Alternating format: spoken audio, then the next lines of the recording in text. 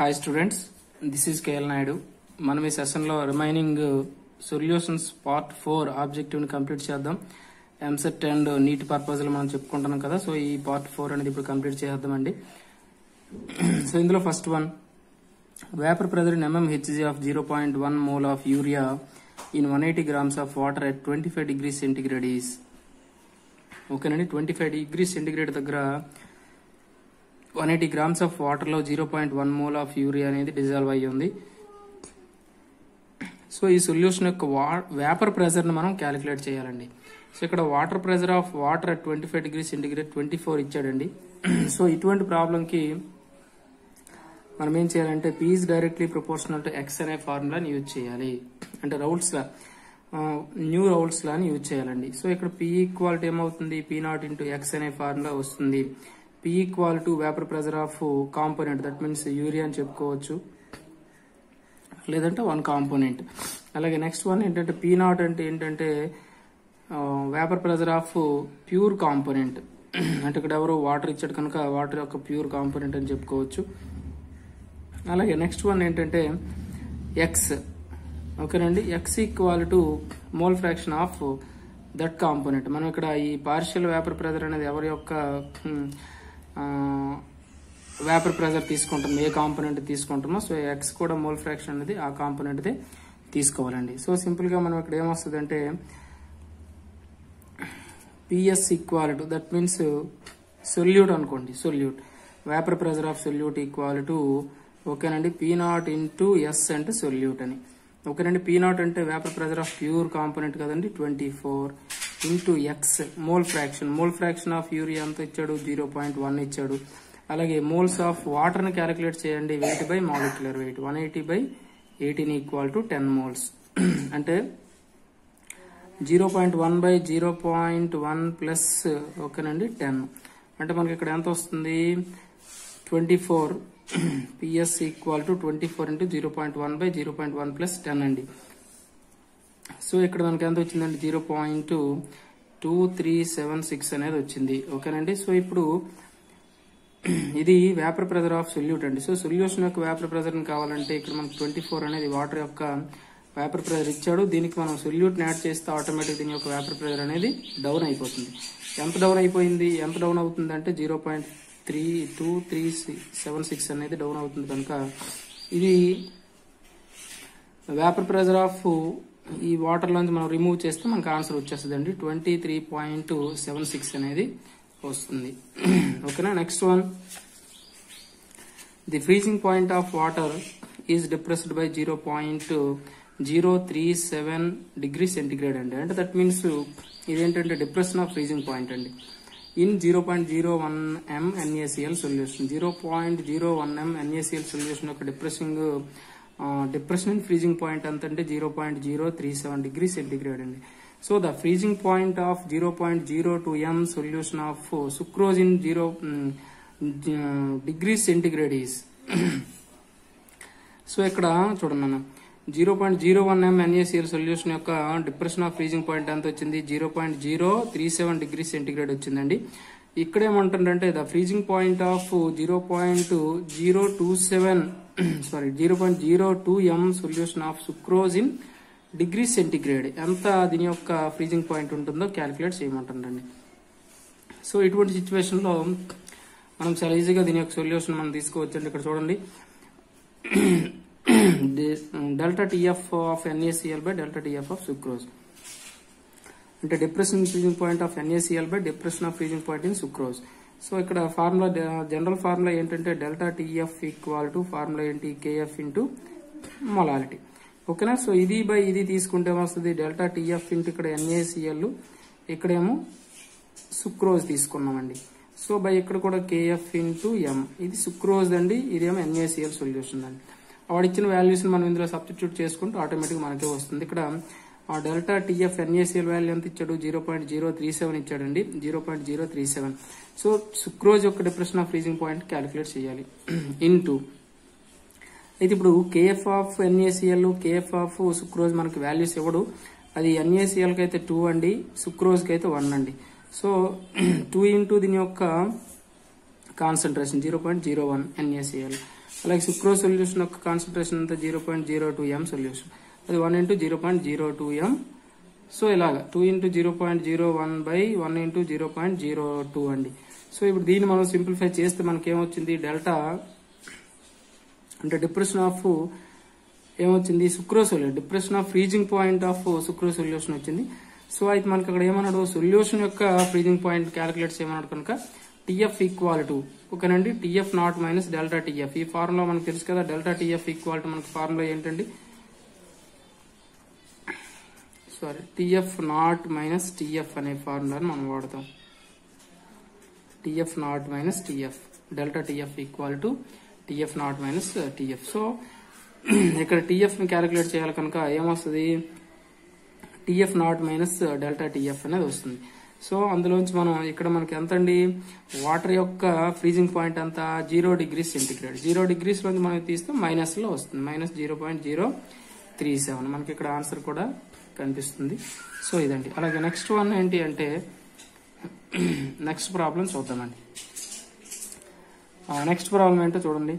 Molarity of an aqueous solution that produces an elevation of boiling point of 1.00 K at 1 atm pressure, Kb for water equal to 0.512 kg mole inverse. Molarity of an aqueous solution that produces, అంటే ఇక్కడ మనం మొలారిటీని calculate చేయాలి.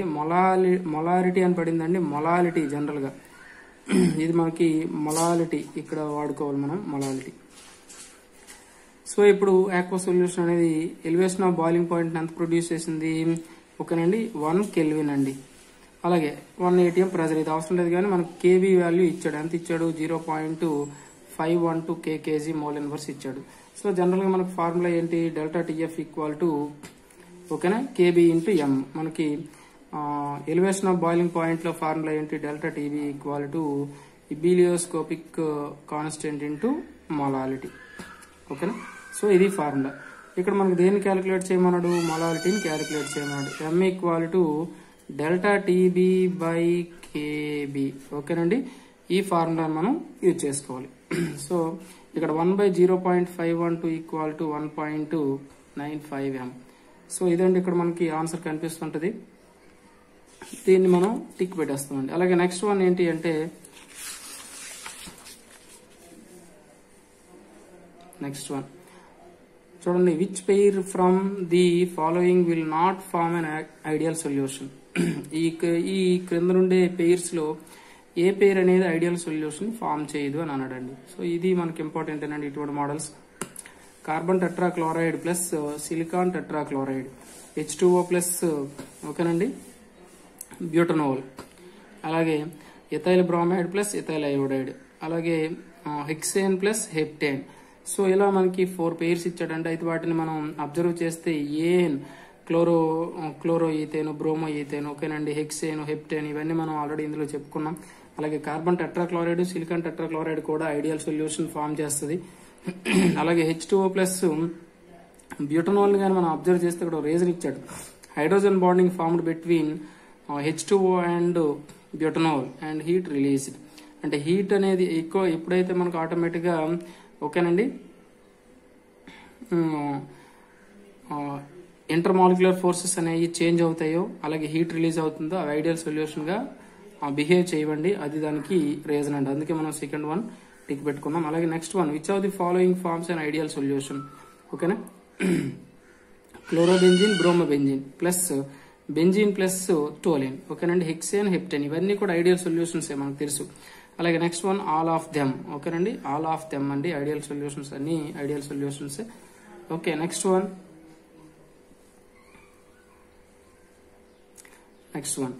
when attraction between A bond B is more than that of the A bond A and B bond B. ఇక్కడ మనకు తెలిసిపోయిందండి, attraction forces between A bond B is more than A bond A and B bond B అయితే ఖచ్చితంగా అది మనకి ఎటువంటి ideal solution form చేస్తుంది అంటే నెగిటివ్ డీవియేటెడ్ సొల్యూషన్స్ ఫార్మ్ చేస్తుంది. ఓకేనండి ఖచ్చితంగా మనం దాన్ని ఐడెంటిఫై చేసేయచ్చు. అలాగే నెక్స్ట్ వన్ ఏంటి అంటే ఆస్మాటిక్ ప్రెజర్ అండి. Osmotic pressure is 0.0821 atm at a temperature of 300K. 300K దగ్గర ఓకేనండి. సొల్యూషన్ యొక్క ఆస్మాటిక్ ప్రెజర్ ఇచ్చాడండి 0.0821 ఇచ్చాడు. అయితే find the concentration in mole per litre. Concentration calculate చేయమంటాడు. సింపుల్ గా మనకి పై ఈక్వల్ టు CRT అనే ఫార్ములా ఉంది కదా ఆస్మాటిక్ ప్రెజర్ లో. సో మన కాన్సన్ట్రేషన్ అంటే C ని క్యాలిక్యులేట్ చేయమన్నాడు అండి. C ఈక్వల్ టు ఏమొస్తుంది π/RT వస్తుందండి. Pi equal to osmotic pressure వాడు ఎంత ఇచ్చాడు 0.0821 బై ఆర్ వాల్యూ కూడా 0.0821 ఇక్కడ ఇచ్చానండి. Litre atmosphere and mole inverse kelvin inverse అండి ఇంటూ ఓకేనండి. టెంపరేచర్ ఎంత ఇచ్చాడండి వాడు 300 ఇంటూ 300. సో ఇప్పుడు దీన్ని మనం సింప్లిఫై చేస్తే ఎంత వచ్చింది 0.233 ఇంటూ 10⁻⁻2 వస్తుంది. దీన్ని సింప్లిఫై చేయండి, మనకి ఇక్కడ డైరెక్ట్ గా ఆన్సర్ అనేది వస్తుంది. ఓకేనండి. అలాగే నెక్స్ట్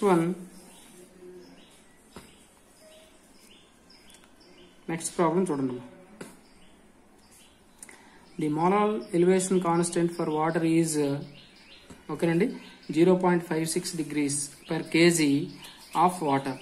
ఓకేనా. ఎలివేషన్ కాన్స్టెంట్ ఇచ్చాడండి. అంటే ఎలివేషన్ కాన్స్టెంట్ అంటే ebullioscopic constant. Elevation of boiling point లో KB వాల్యూ ఇచ్చాడండి. ఓకేనా. The boiling point of solution made by dissolving 6 grams of urea in 200 grams of water ఇచ్చాడండి. అంటే మనకి ఏమిచ్చాడు సొల్యూట్ యొక్క వెయిట్ ఇచ్చాడు, అలాగే సాల్వెంట్ వెయిట్ ఇచ్చాడు. ఓకేనండి. ఆ కాంపౌండ్ ఏది సొల్యూట్ అండ్ యూరియా అనే నేమ్ ఇచ్చాడు. అంటే weight by molecular weight into 1000 by weight of solvent కదా మొలాలిటీ ఫార్ములా ఇచ్చాడండి. సో ఇప్పుడు మనకి ఎబిలియోస్కోపిక్ కాన్స్టెంట్ వాల్యూ ఉంది, మొలాలిటీకి వాల్యూస్ ఉన్నాయి. సో ఫార్ములా ఏంటి delta TB equal to KB into M అండి. M అంటే weight by molecular weight into 1000 by weight of solvent అండి. చాలా ఈజీగా మనం ఇక్కడ అన్ని వాల్యూస్ ఉన్నాయి. KB వాల్యూ 0.56 ఇచ్చాడు, అలాగే 6 grams ఆఫ్ యూరియా అన్నాడు. 6/60 gram molecular weight of urea అండి 60 అనేది. అలాగే next 1000 by 20 grams of water అన్నాడు కనుక వెయిట్ ఆఫ్ సాల్వెంట్ అని చెప్పుకున్నాం కనుక 200 అండి. సో దీన్ని మీరు సింప్లిఫై చేస్తే మీకు ఇక్కడ ఏమొస్తుంది డెల్టా TB వస్తుంది. బట్ అక్కడ మనకి ఏమన్నాడు బాయిలింగ్ పాయింట్ ఆఫ్ సొల్యూషన్ అన్నాడు కనుక delta TB equal to TB minus TB not అండి. ఈ ఫార్ములాని యూజ్ చేయాలండి. సో ఇప్పుడు TBని క్యాలిక్యులేట్ చేయాలి. TB equal to delta TB plus TB not అండి. ఓకేనా. Delta TB plus TB not. So ఇక్కడ మనకు వచ్చింది వాటర్ యొక్క బాయిలింగ్ పాయింట్ ఎంత 100 మనకి తెలిసిందే. 100 plus 0.28 equal to 100.28 degrees centigrade అండి. ఇది ఏంటంటే సొల్యూషన్ యొక్క బాయిలింగ్ పాయింట్ అండి. మనకి ఇక్కడ సెకండ్ ఆప్షన్ లో డిస్ప్లే అవుతుంది. అలాగే నెక్స్ట్ వన్ చూడండి. The molar freezing point constant for water is ఓకేనండి 1.86 degrees సెంటిగ్రేడ్ పర్ మోల్. ఓకేనా. మోలార్ ఫ్రీజింగ్ పాయింట్ అన్నాడు అండి. అంటే మనకి ఇక్కడ ఇది ఏంటి KF అండి. KF ఇచ్చాడండి.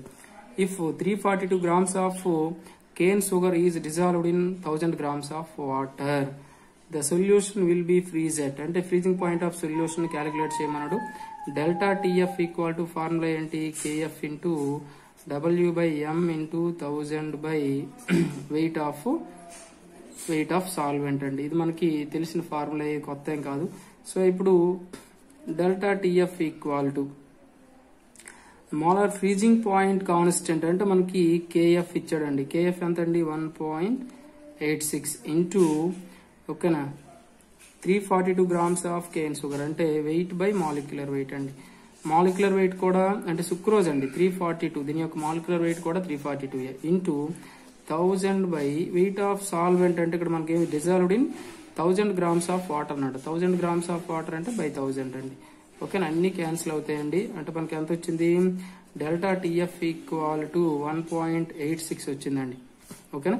సో ఇప్పుడు డెల్టా TF వచ్చిందండి. కాకపోతే మనకి సొల్యూషన్ కావాలి కనుక ఏమొస్తుంది delta TF equal to formula ఏం చెప్పుకున్నాం TF నాట్ మైనస్ TF అని చెప్పుకున్నాం. ఓకేనా. TF ఈక్వల్ టు మనకి ఏమొస్తుంది TF not minus delta TF అనేది వస్తుందండి. ఓకేనా. టీఎఫ్ అంటే మనకి ఇక్కడ ఎంత అండి, వాటర్ యొక్క ఫ్రీజింగ్ పాయింట్ ఎంత 0 డిగ్రీ సెంటిగ్రేడ్. ఓకేనండి. మైనస్ మనకి ఇక్కడ ఎంత వచ్చింది 1.86. సో మైనస్ 1.86 అండి. అది మనకి ఆన్సర్ లో ఎక్కడ ఉందో చూసుకోవాలండి. ఇదిగో మనకి ఫస్ట్ ఆప్షన్ లో ఉంది, మైనస్ 1.86 డిగ్రీ సెంటిగ్రేడ్ అండి. సో ఇది సొల్యూషన్స్ యొక్క మాక్సిమం మోడల్స్ అండి. ఓకేనండి. రిమైనింగ్ మీకు అంటే మనకి ఏదైనా అవసరం అయితే నెక్స్ట్ వీడియోలో చేద్దాం. ఈ వీడియో మీకు నచ్చితే లైక్ చేయండి, షేర్ చేయండి, మన ఛానల్ సబ్స్క్రైబ్ చేసుకోకపోతే చేసుకోండి, అలాగే బెల్ ఐకాన్ క్లిక్ చేయండి. మీకు ఏదైనా టాపిక్ కావాలంటే కామెంట్ చేయండి, మాక్సిమం ట్రై చేద్దాం. అలాగే మీ ఫ్రెండ్స్కి రిఫర్ చేయండి. Thank you very much.